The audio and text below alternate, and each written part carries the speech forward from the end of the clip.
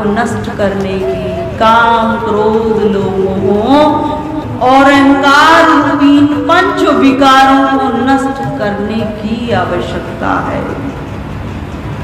क्रोध बढ़ता है, साधना करते हैं तो क्रोध बढ़ता है, परंतु क्रोध में भी अंतर होता है। एक क्रोध होता है जो अनुशासन के अकॉर्डिंग, अनुशासन के अनुसार किया जाए, वो कल्याणकारक है। बिना क्रोध के तो कोई सत्ता भी नहीं। अगर घर में किसी का, अन्य सब सदस्य हैं, किसी का भय नहीं होगा तो बच्चे हैं वो क्या होंगे? वे अनुशासन में नहीं रहेंगे। अगर बच्चों में टीचर का भय नहीं होगा तो वो अनुशासन में नहीं रहेंगे।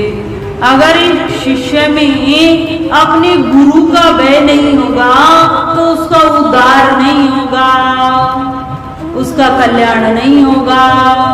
गुरु उसको जो ज्ञान देना चाहते थे वह नहीं दे सकते।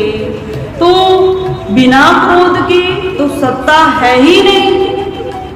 पर क्रोध, एक क्रोध अपने स्वार्थ हेतु किया जाए, जो स्वार्थ की पूर्ति में कोई कार्य हम चाहते हैं वह न बन पा रहा है और वो केवल हमारे लिए, उस कार्य से केवल हमें लाभ होगा और वह कार्य नहीं हो पाया तो जो हृदय में उत्तेजना क्रोध प्रकट होता है उसी को शास्त्र कहता है हानिकारक। उसी को शास्त्र क्रोध को कहता है इस प्रकार का क्रोध हमारे अंतःकरण में नहीं होना चाहिए।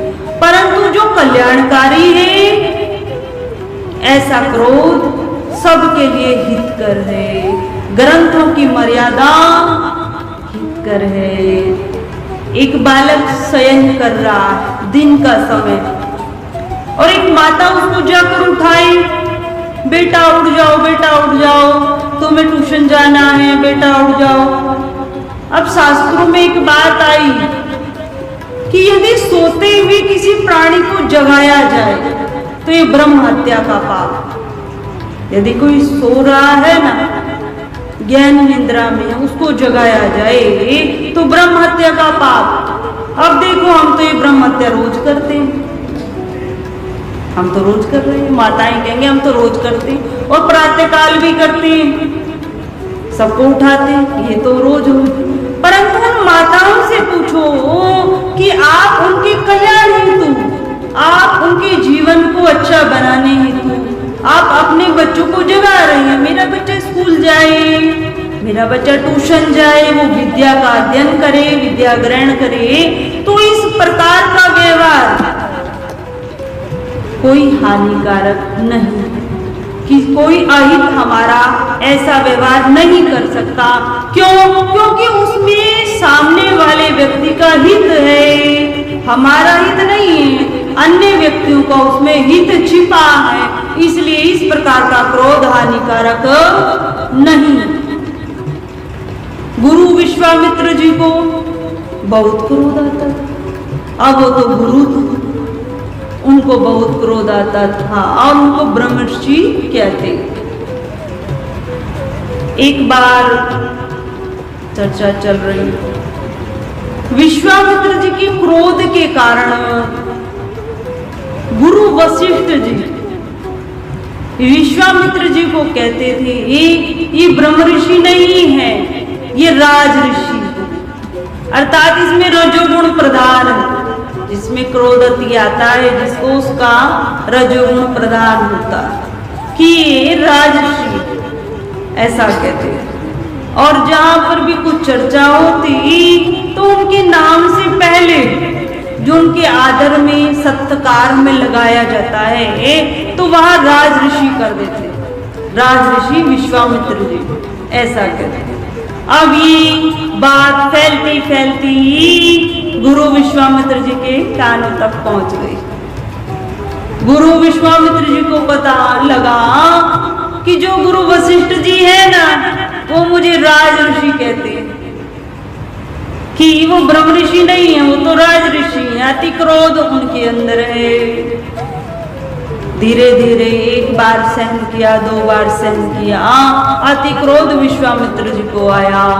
और ऐसा एक ग्रंथ में हमने पढ़ा कि विश्वामित्र जी ने निश्चय कर लिया कि इस जगत में, संसार में कोई भी मुझे राजऋषि नहीं कहता है, गुरु वशिष्ठ जी कहते हैं, तो क्यों ना मैं इनको मारूं, इनकी हत्या करूं, फिर मुझे कोई राजऋषि नहीं कहेगा।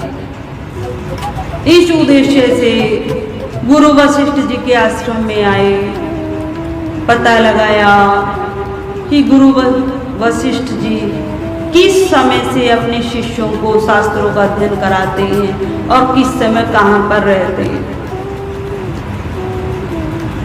पता कर जिस वृक्ष के नीचे गुरु वशिष्ठ जी अपने शिष्यों को ग्रंथों का अध्ययन कराते थे, समय अनुसार शिष्य उसी वृक्ष के नीचे बैठे।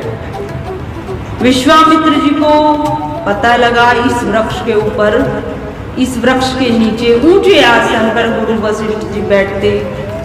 तो अगले दिन समय पाकर ब्रह्म मुहूर्त के समय से ही विश्वामित्र जी उस वृक्ष पर बैठते कि समय मिलेगा तो नीचे उतर कर आऊंगा वृक्ष और गुरु विश्वामित्र जी, गुरु वशिष्ठ जी को अपने हाथों से मार दूंगा।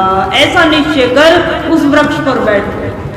प्रातः काल का समय, ब्रह्म मुहूर्त का समय, सभी शिष्य अपनी साधना कर शास्त्रों का अध्ययन करने के लिए जैसे ही वृक्ष के नीचे बैठे, कुछ समय पश्चात ऊंचे आसन पर गुरु वशिष्ठ जी आकर विराजमान हुए। सबने प्रणाम किया और ग्रंथों का अध्ययन शुरू किया। ग्रंथों का अध्ययन करने लगे, समय बीतने लगा और संध्या हो आई। संध्या में भी रात्रि होने को आई। अब एक शिष्य जैसे ही कुछ शाम हुई बाहर आया, वृक्ष से बाहर आया, तो देखा चंद्रमा निकल आए। तो जैसे ही चंद्रमा को देखा शिष्य ने, तो गुरु से कहने लगे, गुरु वशिष्ठ जी से, कि चंद्रमा बहुत सुंदर है। गुरु जी आज चंद्रमा बहुत सुंदर दिखाई दे रहा है। तब गुरु जी ने कहा, आज पूर्णिमा का दिन है, पूर्णिमा के दिन चांद पूरा दिखाई देता और रोशनी भी अधिक होती। आज पूर्णिमा का दिन कि गुरुजी आज चांद बहुत सुंदर दिखाई दे रहा है। तब गुरुजी ने कहा शिष्य से कि जिस प्रकार ये चांद सुंदर दिखाई दे रहा है, जो इस संसार में तुम्हारे दूसरे गुरु विश्वामित्र जी हैं, वो इस चांद से भी कहीं ज्यादा अधिक सुंदर है। वो बहुत सुंदर है और केवल उनके हृदय में एक क्रोध रूपी एक बुराई, एक दोष, वो अति क्रोध करते हैं, अति क्रोध उनको आता। यदि वह नष्ट हो जाएं तो वो सूर्य की भांति प्रकाशमान हो जाएं, इस संसार को ज्ञान देने वाले सूर्य भगवान के समान वह हो जाए।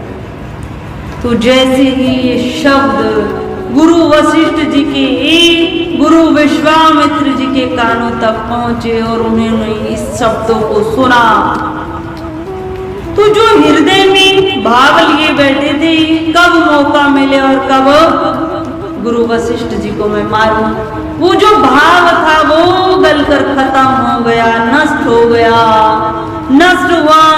उस वृक्ष से नीचे कूदे, कूद कर सीधा गुरु वशिष्ठ जी के चरणों में गिर गए, प्रणाम किया। प्रणाम कर जैसे ही गुरु वशिष्ठ को ध्यान आया, ये गुरु विश्वामित्र जैसे ही उनको देखा आंखों से और मुख से अपनी वाणी से कह दिया, हे ब्रह्म ऋषि तुम यहाँ कैसे प्रकट हो गए। जैसे ही ब्रह्म ऋषि कहा, तो जो अंतःकरण में और विकार बैठा था कि मैं मृत्यु तक गुरु वशिष्ठ जी को पहुंचाऊंगा, क्योंकि वो मुझे राज ऋषि कहते हैं। फिर गुरु विश्वामित्र जी ने अपने भाव को प्रकट किया कि आज अपने अपने मुखारविंद से मुझे ब्रह्म ऋषि कैसे कह दिया। तब गुरु वशिष्ठ जी ने कहा कि तुम्हारे अंतःकरण में जो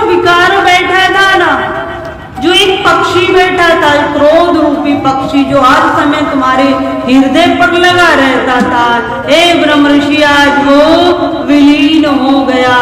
आज तुम पूर्णतः ब्रह्म ऋषि बन गए हो, आज से तुम पूर्णतः ब्रह्म ऋषि हो गए हो। जैसे ही ये कहा उसे झरझर आंसू बहने लगे। तो क्रोध को नष्ट करने का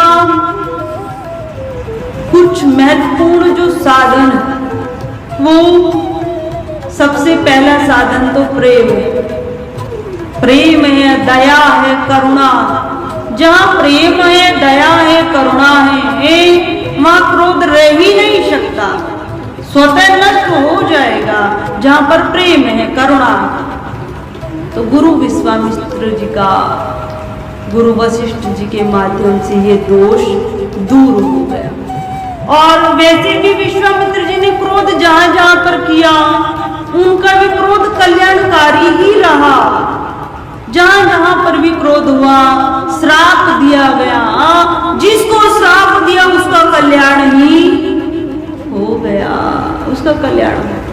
लक्ष्मण जी को भी बड़ा क्रोध आता था, पर लक्ष्मण जी के क्रोध को शास्त्रों ने क्रोध नहीं कहा, उसको रोष कहा। अभी चर्चा आई है कि अपनी निजी स्वार्थ की पूर्ति में यदि कोई बाधा पहुंचती है तब क्रोध उत्पन्न होता है, तो ऐसा क्रोध हानिकारक है, नहीं करना चाहिए। और लक्ष्मण जी को देखिए, जिनका जीवन राम सेवा में ही व्यतीत हुआ, तो उनकी निजी इच्छा कुछ थी ही नहीं। लक्ष्मण जी को क्रोध कब कब आता था? हाँ, जब जब भगवान राम जी के कार्य में बाधा पड़ती थी, विलंब होता था, तब तब लक्ष्मण जी को क्रोध उत्पन्न होता था। मेरे राम। परम पूज्य श्री साध्वी ब्रह्म ज्योति सरस्वती जी के प्रवचन प्राप्त करने हेतु दिव्य वाणी चैनल को सब्सक्राइब करें, वीडियो को शेयर करें और अपने परिजनों पर अवश्य भेजें।